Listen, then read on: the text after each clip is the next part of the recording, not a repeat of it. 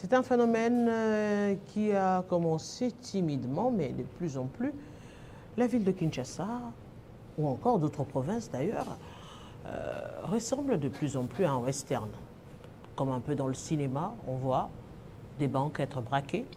L'on voit également des supérettes ou encore de supermarchés être braqués, sans parler de ce qu'on appelle communément cambistes, des changeurs de monnaie, qui sont braqués et même tués à longueur de journée, ou encore des stations d'essence.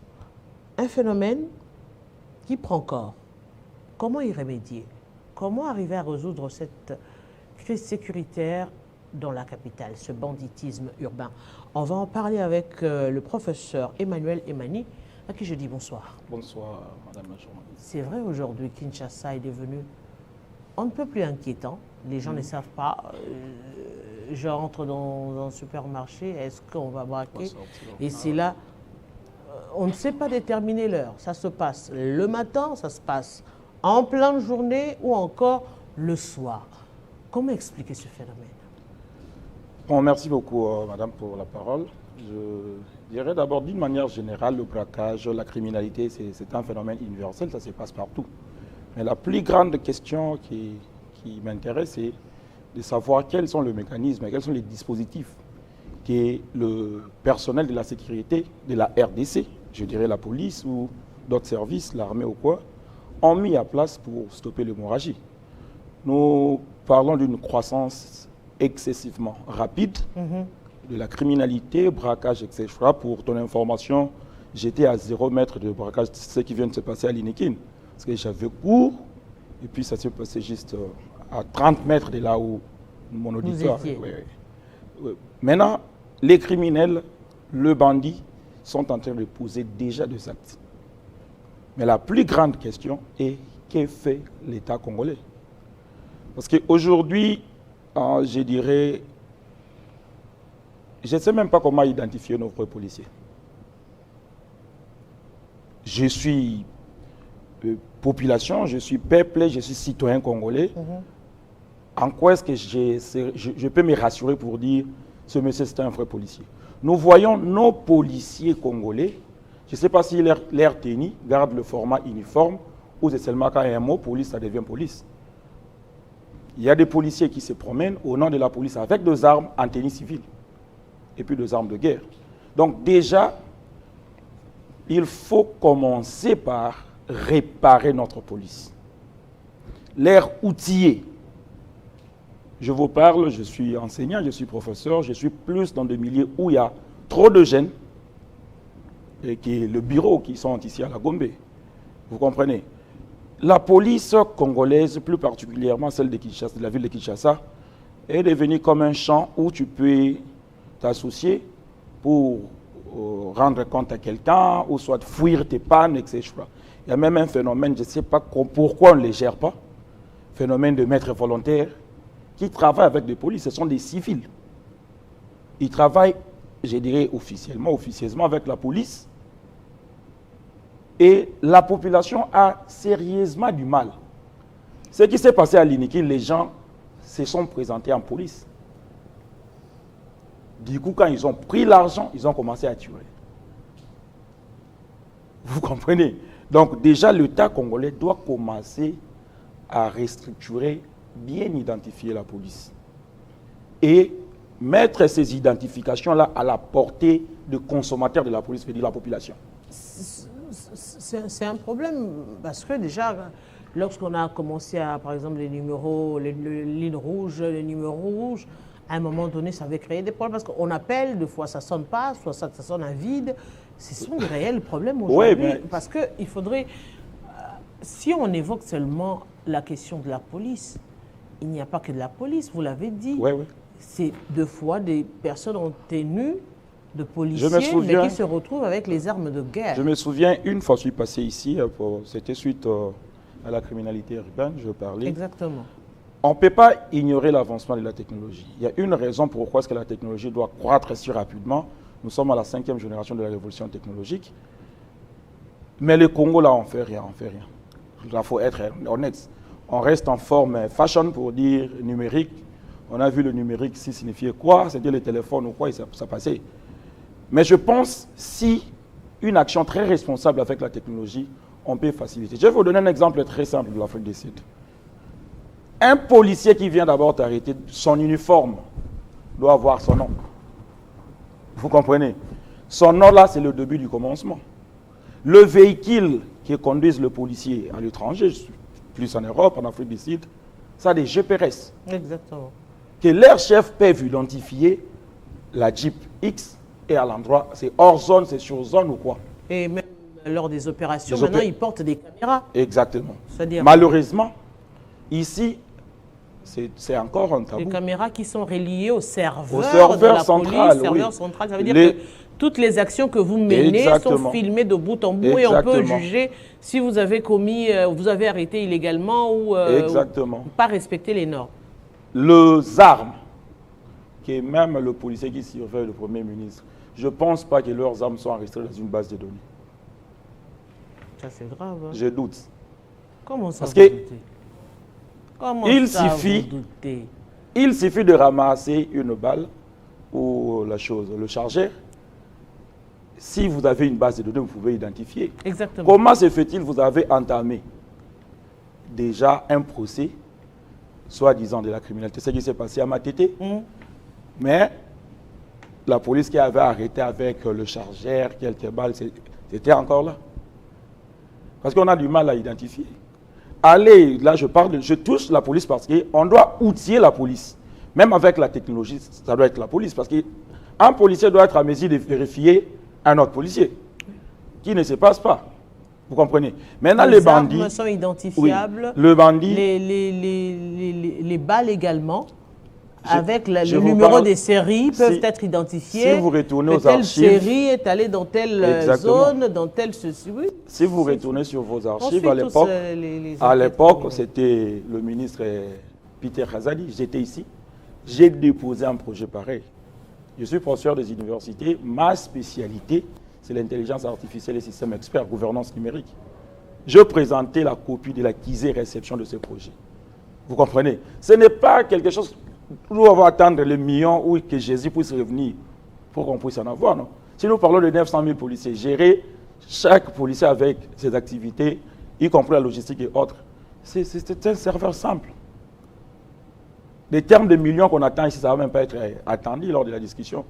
Pour avoir l'infrastructure, pareil. Je touche encore la police et puis je vais aller plus loin. Nous n'avons pas un numéro, le pays. On commence à tuer à l'Inikin. Commandant de l'Inikin, le Kai Kai, qui est un policier administratif, le général de ce policier administratif, appelle un commandant qui est au coin de la police, juste à la sortie de l'Inikin, au niveau de l'intendance, mais son numéro personnel ne passe pas. Et il crie, ah ben, il fallait te bien avec les numéros les autres gardés. Vous comprenez un peu? Vous voyez, il y a les 111 partout. Quand vous partez aux États-Unis, en Afrique du Sud, il y a les 10, 111, il y a les 901. Pour avoir un call center, un centre d'appel, service clientèle ou call center en anglais, de la police, tu penses que les histoires de millions se racontent? C'est juste question d'une petite sérieuxité. Ça ne demande même pas trop, ça ne demande pas beaucoup de français. D'ailleurs, les ingénieurs qui travaillent souvent dans ce secteur ne connaissent pas des français, des cravates là que les gens mettent. Vous comprenez?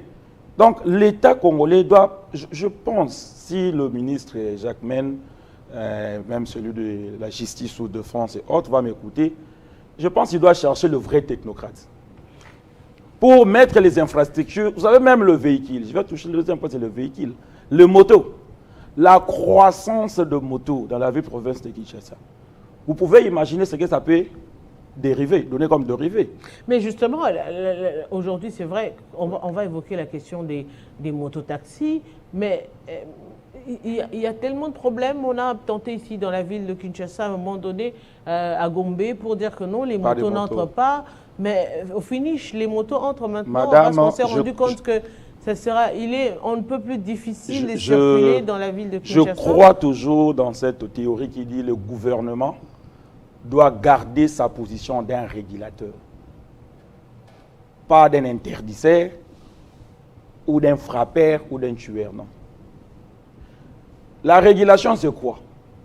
voir comment créer l'harmonie entre le chaud et le froid.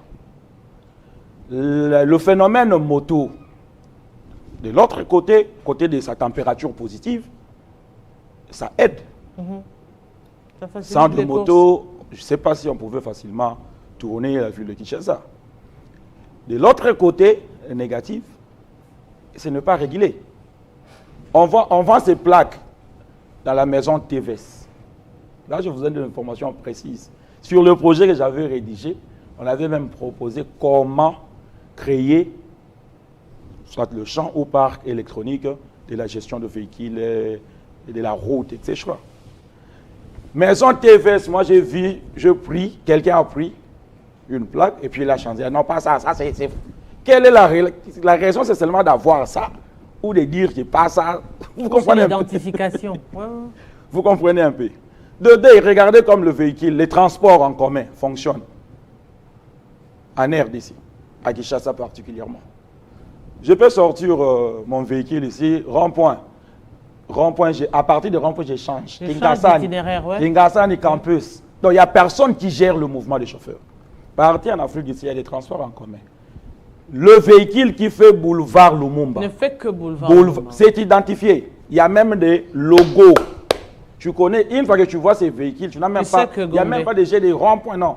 Exactement. Tu regardes, tu comprends que ça fait Kingasani. Et les bus. C'est dans le privé et le public. Vous comprenez? Il suffit d'avoir un indicateur lors d'une activité criminelle. Du coup, les éléments vont commencer à fuiter. Parce que, j'avais pris le numéro de plaque. Ce numéro-là serait important. Peut-être aussi, la personne qu'on avait utilisé sa moto était inconsciente. Etc. Il y a beaucoup de déclinaisons derrière ça, vous voyez. Donc, moi, je vais demander la solution un peu durable. C'est structurer l'appareil sécurité plus la police au niveau du ministère de l'Intérieur. Comme nous voyons un changement, même la popularité, la population, la croissance démographique augmente, etc. Mais je pense que notre police continue à fonctionner en format traditionnel. Quand il y avait encore 1,2 million d'habitants dans la ville de Kinshasa. Or, la croissance, là, aussi, c'est un problème. Vous comprenez? Le bandit, comme ils sont en train d'opérer, ils ont déjà tenté, ils ont vu qu'il n'y a rien. S'il y avait un circuit de communication, ils opèrent ici, on peut facilement, la police sera alertée et verrouiller les entrées et sorties de Gombe ou soit du coin où l'opération se passe. Mais s'il faut appeler commandant, j'ai rigolé, ils ont les catés. Commandant les quitter, déjà ils ont passé. Est-ce que la police doit être gérée par le téléphone cellulaire des gens? Non. Le Motorola vendu par des maisons des Chinois? Non. Le matraque sont partout, sans uniforme. Donc, vous voyez un peu. Moi, je propose du côté technologique. Si le gouvernement n'a pas la main d'œuvre, il peut sous-traiter des entreprises. Parce que je pense que le plus grand problème avec le gouvernement, c'est la gestion et maintenance d'un projet. Il peut sous-traiter, moyennant un contrat avec une entreprise purement technologique pour la formation et mise en place d'un système technologique. Et ils vont gérer la maintenance, l'entretien et autres jusqu'à la continuité. Vous comprenez? Ça, c'est du côté technologique. Mais du côté police et l'administration, ils doivent commencer à réfléchir. Je ne sais pas, comme je dis, tenir les policiers, c'est toujours en format uniforme où une fois que tu as ta chose bleue, tu deviens policier. Vous comprenez? On ne sait pas identifier nos policiers. On ne sait pas. On connaît seulement la couleur bleue, là. Ce sont des policiers. Mais ce policier-là arrive devant toi, il te salue. Bonjour, monsieur. Tu dois quand même lui regarder, dire bonjour, commandant, si c'est fiston. Bonjour, commandant Mokona, fiston. Parce que tu l'as dit. Ça crée d'abord un bon courant de confiance entre la population et la police. Parce que le président de la République a parlé sur l'écart de la confiance en termes de la sécurité causé par le braquage et autres. Vous comprenez? S'il n'y a pas de relation entre police et civil, je doute. Vous connaissez à Kinshasa, tu es de Kinshasa. Rencontrer un policier la nuit, tu seras toujours en sécurité. Même des jeeps, le 207, les forces, là, qu'on appelle communément Kabassé, tu le vois comme ça la nuit. Tu vas te sentir à l'aise en sécurité? Pour être honnête, non. Même le ministre de l'Intérieur, le VPM de l'Intérieur connaît que nos policiers n'inspirent pas confiance de la sécurité à la population. Pourquoi? Parce qu'il y a trop de laisser-aller. Un pire petit commandant, 2-3 jours dans la police, demain il se réveille, il devient un policier. Il faut avoir une police bien structurée, formée et puis dotée des outils. Vous comprenez? Et la population doit connaître, voici les uniformes de la police. Si c'est une opération secrète, certes ils utilisent des unités secrètes. Si on connaît que ça doit être des MIAP en tenue civile ou communément appelé bureau D et tout, faisez-le de cette manière. Mais au moins la police qui interagit avec nous chaque jour, on doit les reconnaître. Avec tous les outils, je donne un exemple simple. Le nom de policier ne se figure plus, sauf les généraux, les colonels quand ils se réunissent. Et ils ont des tenues à 6K. Mais les généraux, les colonels là n'arrivent pas, peut-être qu'ils sont sous la barre, côté de la paix, ils n'arrivent pas. Vous comprenez un peu? Monsieur Emmanuel Emani, nous sommes butés par le temps.